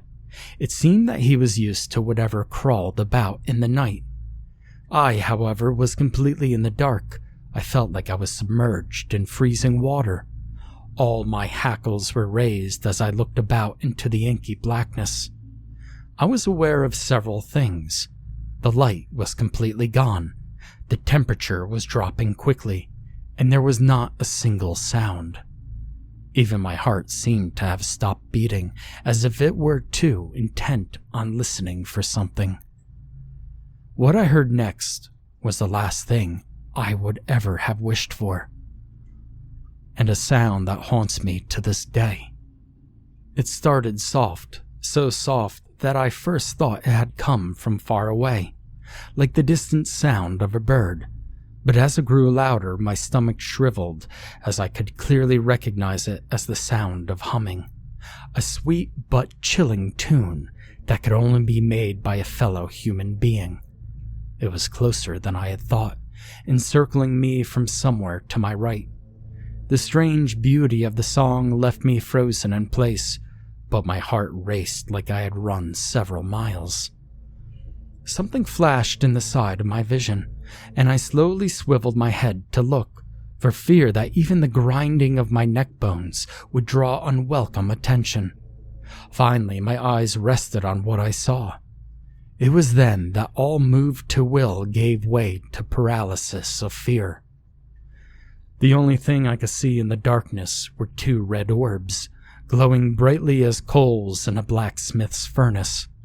They were so bright they cast a weak beam of light, and I felt a sudden heat waft over me like a blast from a fireplace. They seemed to hover, fixed upon me.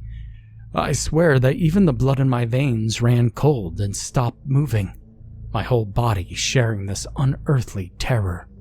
After what felt like hours but could only have been a few moments, the two orbs suddenly moved off to my right and blinked out, swallowing everything in darkness again. I needed no further opportunity to move, and I flew down what I hoped was the path.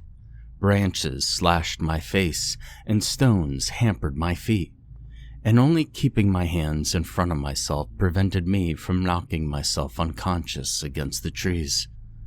Finally, what felt like a rope successfully halted me so suddenly that I fell to the ground and rolled for several paces. I could only shut my eyes as I tumbled further and further until finally I came to a stop on what felt like grass. I did not dare move for several minutes until I opened my eyes to see that I was in a clearing illuminated by torchlight.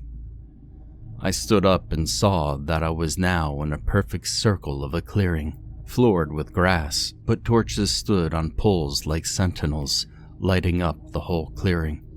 Several sets of sharpened stakes were set into the ground, all facing the outside, as if guarding against the entire forest. I turned, and there in the center was a small log cabin. I saw that I had grievously strayed from the path, having fought through the thickest part of the trees. The path led from the door of the cabin into the forest, and Lobo soon appeared, socketing his torch into a vacant pole. He stopped, staring at me with wild amusement. He ran over to me and brushed the leaves and thorns from my battered coat. "Lord above, Daniel. Thought you'd given up and gone home or something. Where the devil'd you go?" "I'm sorry. I was spooked by something in the trees, and you had the torch but went on without me. I ran for my life, but nearly killed myself running like a mad fool through the woods." His brow folded at the mention of what I had seen, but before I could explain it, a familiar horror overtook me. The crawling sensation filled me. We froze for a moment and exhaled gun smoke. It was getting colder once again. Suddenly, one of the torches near the edge of the forest just hissed out. Not flickered out, not blown out by the wind, but hissed like red-hot steel submerged in water. I did not move, but Lobo swung to view the event. Another torch went out, this time closer to us, and another, and the darkness was rapidly engulfing the clearing. In my paralysis, I felt a strong hand take my arm, and I was yanked towards the cabin. "Mary Mother Joseph, move your arse, Daniel." Before I could speak, I was dropped by the floor, but only for a moment as Lobo opened it and grabbed me again. He flung me through the threshold like a mere doll. I skidded to a stop and looked up. The cabin seemed much larger on the inside, but was a single room. It was indeed a hunter's lodge. Strange furs and bones covered the walls, as well as several muskets, a pike, and a wood axe accompanied the corner by the doorway. This was all illuminated by a blazing fire. Lobo slammed the thick door and threw a large iron bolt into the lock. Breathing heavily for the first time since I knew him, he swept up his rifle and backed away from the door. He stared towards it like a guard dog. I was still laying on the floor, too shocked to move.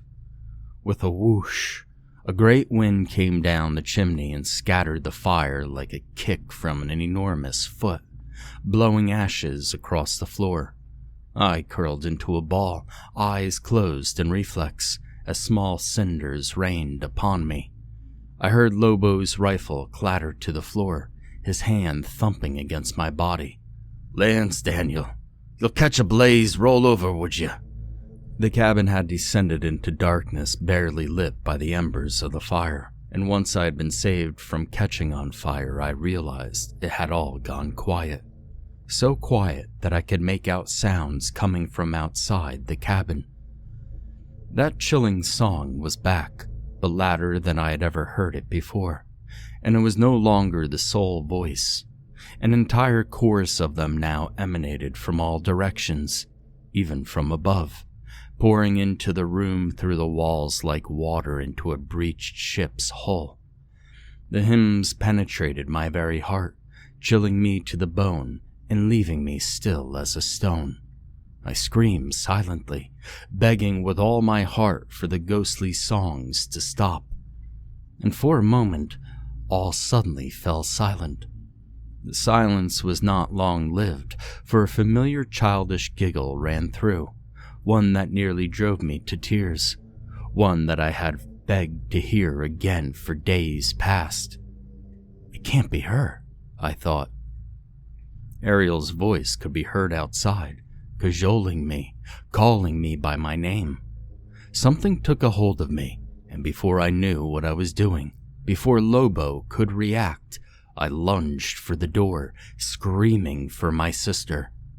I threw back the bolt and opened the door. The door opened merely a crack before a hand thrust itself inside, immediately latching itself onto my throat. I felt long, sharp nails digging into my neck, and stars appeared before my eyes. I clutched at the arm, the skin feeling cold, clammy, and rough as a grindstone. Every bit of my strength tried to force the door shut, but the strength of whatever had its hand around my throat was absolutely incredible. There was a sickening tearing sound and a thunk, and the grip immediately loosened from my throat. An agonizing screech assaulted my ears before the door slammed back into a closed position, the bolt immediately thrown shut once more. I fell to the floor, catching my breath in gulps, trying to make sense of what had just happened. Lobo now stood braced against the door, which shook with the booming thunder of dozens, maybe hundreds of hands, brutally pounding against its sturdy timbers. An axe was in his right hand, the blade coated with something dark and thick like tar. What nearly made me retch was what sat on the floor by the doorway. It was a hand, writhing on the ground like a pinned spider. It looked human and had 5 fingers, but the fingers were long and bony, tipped with claws, and gray as the island's sky at noon. The grotesque object finally stopped moving and began to crumble into dust before my very eyes. The banging having slowly stopped, Lobo turned to stare at me, a strange look on his face. "They can only come in if you let 'em in," he muttered. "What the devil was that?" I asked him, massaging my throat, now encircled with what I was certain were bruises. "Lord, if I only knew, Daniel. They don't come out during the day, and they can only enter a house or a gate if it's open for 'em. I ain't got a good look at 'em, as they always attack at night, but..." His voice trailed off, but I finished his thought. "They sound like us, don't they?" He grimly nodded. "Hey, there be something afoot here with these vanishings. The soldiers keep leaving the colony to go into the woods, and they won't let no one ask questions about it." I felt confused, still dazed from nearly being choked unconscious. "I thought you knew these woods." "Oh, I know the way about. Don't mean I know all the goings around here. The soldier boys had me find paths for 'em through the trees. Ain't stopped me from snooping around a bit on my own, though." He waited for me to ask him to elaborate, but when I said nothing, he turned his gaze back to the door. "You ever notice how bloody quiet this place is? Not a cricket, not a bird. The only thing I've ever heard is them." "So you've heard them before?" I asked. His gaze never left the door, and Lobo said nothing more. I was overtaken with fatigue, and I fell asleep in moments, the night's events having taken all the fight from my body.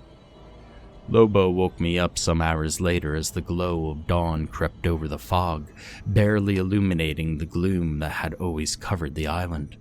Together we walked back through the woods in silence. Nothing needed to be said. Somehow the huntsman managed to help me slip past the watch of the guards upon the wall and saw me to my door.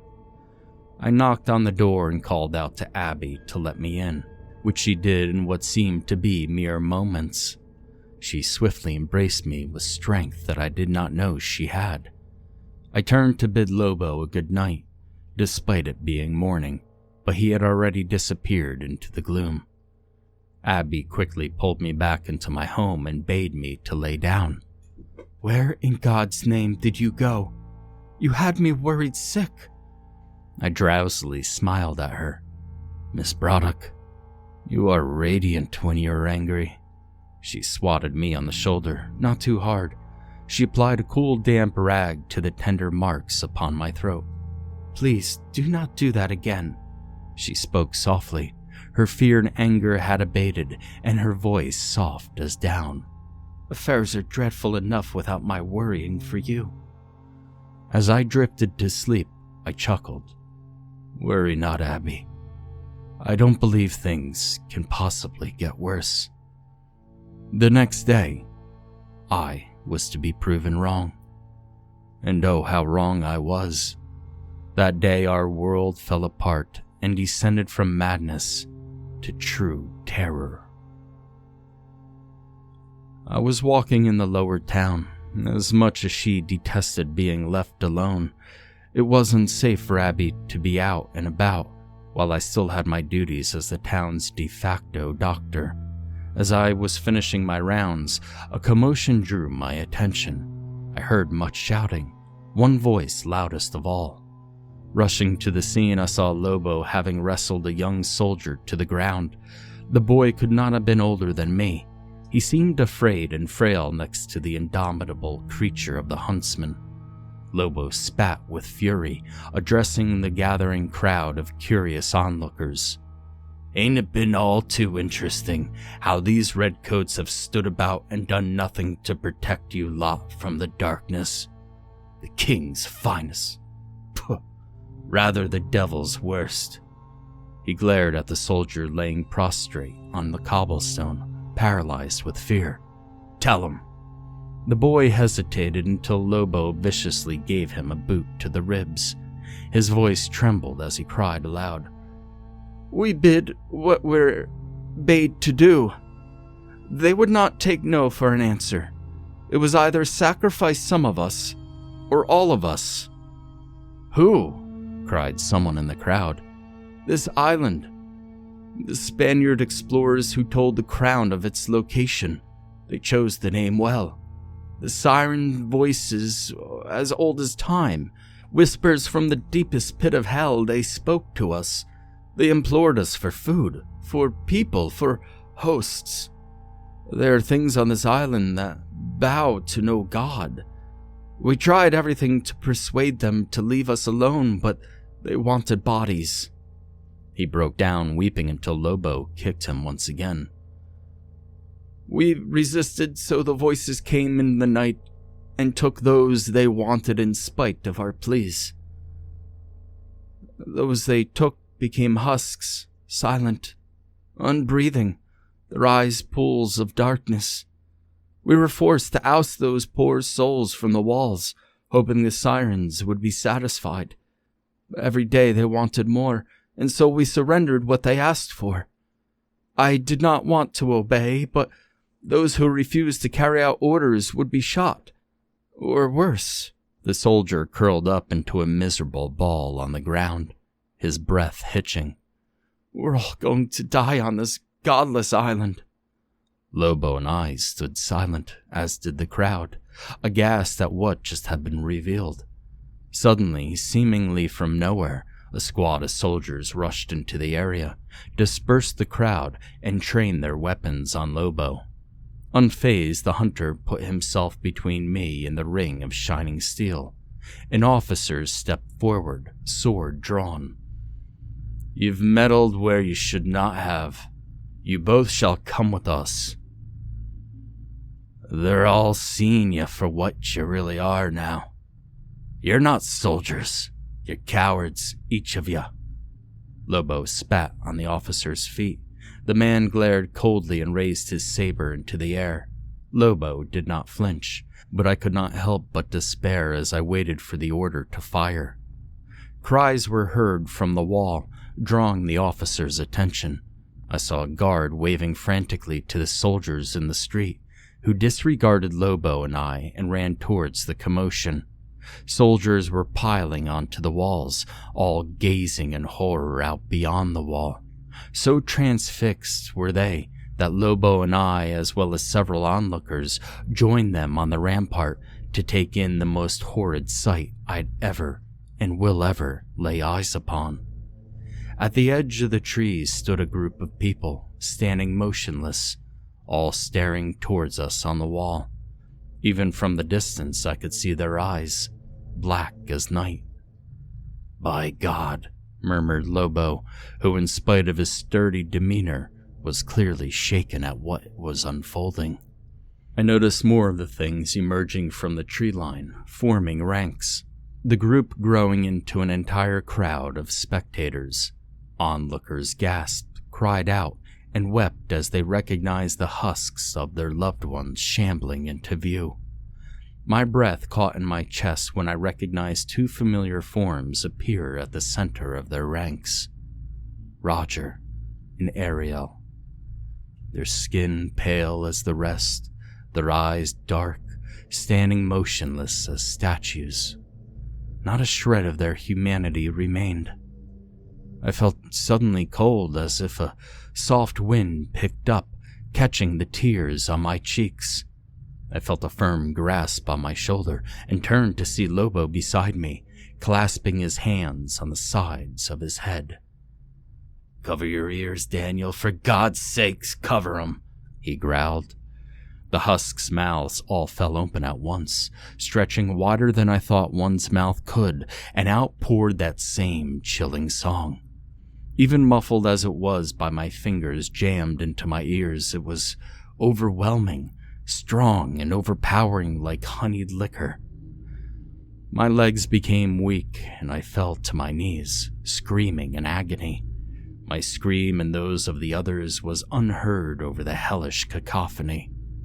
One of the soldiers struggled to his feet and, steadying himself against the ramparts, took aim at the figures. The report of the musket could only just be heard, and I saw one of the figures fall to the ground.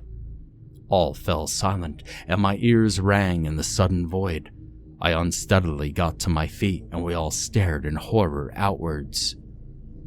"My God, what has he done?" I gasped. Lobo merely shook his head. "Poor fool's only wasted a bullet. Look."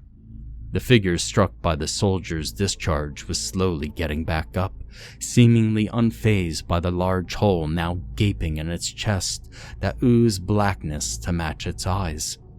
All was silence once more as we waited to see what would happen next. The husk that was Ariel was the first to start walking towards us. Then Roger, and then another. They shambled towards us in a wave, an army of the dead on the attack.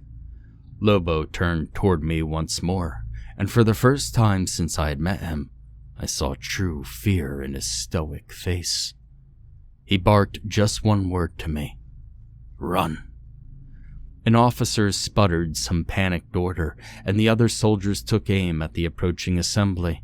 Muskets thundered, and several of the abominations fell to the ground, catapulted backwards by the force of the rounds, only to gain their footing again with sickened somersaults. The creatures, not even slowed by the volley, now fell to all four like wolves and broke into a sprint, covering the distance with horrifying speed. I took Lobo's advice, and we escaped the wall as the screams of the soldiers could be heard behind us. I looked back and saw the creatures had somehow scaled the wall like spiders, their clawed hands tearing into the redcoats and onlookers like scythes. Bayonets and gunfire went unnoticed. Screams for mercy and for help went unheeded as the monsters cruelly savaged everyone in sight, ripping them limb from limb. I could only hope that the massacre would allow me to escape unseen. Having lost sight of Lobo, I broke into a sprint of my own towards my home. As I ran, I saw people trying to escape their homes, being ambushed in the streets, and the creatures effortlessly smashed their way into the homes of those who did not dare take their chances outside. Blood ran across the cobblestone like water. My shock left me numb and focused on finding Abby. In the streets by my house, one of the creatures cut off my escape. Several holes in its body leaked an evil black ooze, and blood dripped from its mouth and claws. I gritted my teeth as I waited for it to pounce and render me to pieces. It leapt at me, and I shut my eyes. I heard a clap of thunder and opened my eyes as the husk shot to the side, its head exploding into a disgusting dark mess. Standing in the doorway of my home was Abby, the pistol smoke in her shaking hand. I rushed over to her and grabbed her arm, yanking her away as the now sightless but enraged creature flailed about. She went with no resistance, and we quickly made our way towards the Braddock house, away from the carnage that had now overtaken the upper town. Short of breath, we took refuge behind the gate. I looked back towards the lower town to see that some of the houses in the distance had caught fire, and towers of thick black smoke began to rise into the air. I still heard gunshots and screams, all growing closer. We were running out of places to hide. Abby, is there any way you know off of this cursed place? I don't. She hesitated, clearly trying to think, and then snapped her finger. Yes. Father has a small boat secured in an alcove down at the dock. He keeps it supplied and ready to push off. Then a look of despair crossed her face. But it only has room for 3 people. We'll worry about that when we get down there, but now we must run. No, she protested, trying to run towards her estate. I must find my father, my mother. I can't leave them. At just that moment, several of the abominations appeared over the wall over our heads and leapt like cats, crashing their ways into the windows of the Braddock house. Screams came from within, and Abby fell to her knees. Daddy! Mom! She screamed, her voice breaking with complete despair. A head appeared in one of the windows, and out jumped one of the creatures. It crouched low on all fours, encircling us, clearly toying with us in some sick game. I jumped between the thing and Abby as it tensed for an attack. Before it could jump, a figure in red dashed out from out of sight and plunged a bayonet into the creature's side, knocking it off its feet and pinning it to the ground. The figure thrust all of its weight onto the musket and screamed. Run, Danny! I stood transfixed as my heroic father struggled to restrain the abomination that furiously hissed in anger, clawing and writhing. The sickly husk of my father had transformed into a ferocious lion defending its cub, and that familiar vigor and strength I thought lost blazed in his eyes. He turned to me one last time. I love you, Danny. I'm proud of you. But run. The creature took a hold of my father's musket and ripped it from his grasp, almost disemboweling itself with the bayonet in the process, and delivered a savage backhand that knocked him to the ground. Straddling him, it tore at his defenseless flesh, filleting him like a fish as I watched the life drain from my father's eyes. His jaw was set in defiance to the end, and he never screamed once. I was yanked back to reality. Lobo's firm hand took my arm and dragged me elsewhere, and Abigail along with us. Together, the 3 of us ran all the way down to the dock where, sure enough, a small boat was docked. It was little bigger than a ship's longboat, had a collapsible mast and a sail, and a sealed box at the stern. Before I could think about what to do, Lobo shoved Abby and myself into the raft, and before I could react, grabbed a long pole and shoved us clear. I last saw that great man standing stoically on that dock, that old grin back where it belonged. He drew 2 hatchets and clutched one in each hand. Behind him, I could see a wave of bodies flooding down the cliffside path towards us, towards Lobo, who now stood alone. As the distance grew between us, fear never once showing on his face. If anything, I saw a sort of peace come across him. Lobo! I called out to him as our boat drew further and further away from the dock, with about 15 yards between us. What are you doing, you fool? You could have saved yourself. He shook his head softly, the grin not leaving him. No, Danny boy, 'tis my curse to bear, not yours. And with that, he twirled his weapons in his hands and turned to face the oncoming monsters. I saw him raise his hatchets and roar in defiance as the mist swallowed them all. I was so dumbstruck that I almost did not notice Abby clutching on to my arm from behind for dear life. The boat seemed to continue away on its own out of the cove, crawling past the sheer rocks of the teeth at the cove's mouth. I looked up at their tops one last time, and finally the shock wore off and allowed the tears to stream from my eyes. Hundreds of faces just visible in the mist stared down at us from the head of the unscalable cliff. Faces I had come to know, some more than others, and some I had even come to love. Father was there, Ariel, Roger, Edward, soldiers, women, and children. And they all had no expression.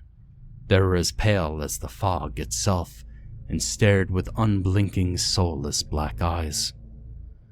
I heard a rumble build beneath the boat, for beneath us in those lightless depths of the ocean, casting ripples outwards as something began to emerge from the waters. They churned and frothed as something immeasurably big, smooth, and almost flesh-like rose from the depths, coated with scales like those of a fish, and then another object just like it, with 10 altogether. Then I saw they were joined in with what could only be described as 2 massive black, scaly hands.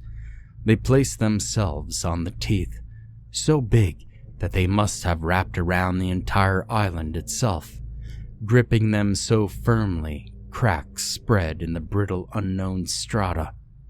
And with that, Isla Sirena began to sink. No, not sink. It was borne down into the bosom of the sea by those leviathan hands, as if it were a cooled pie merely being taken off the shelf.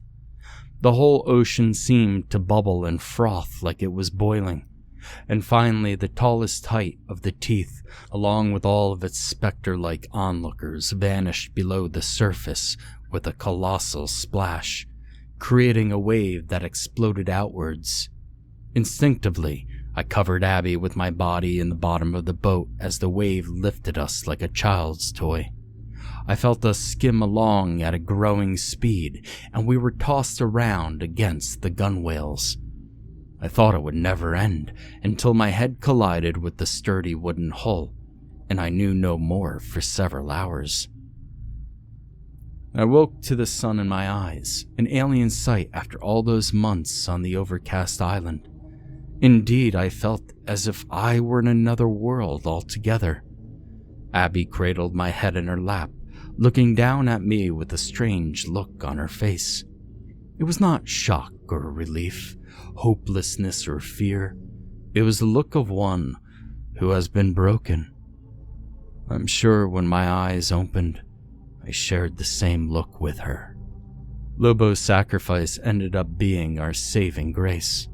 The ship had been stocked for a speedy departure, and this was true, but our rations may not have lasted with 3 of us on board for as long as we were.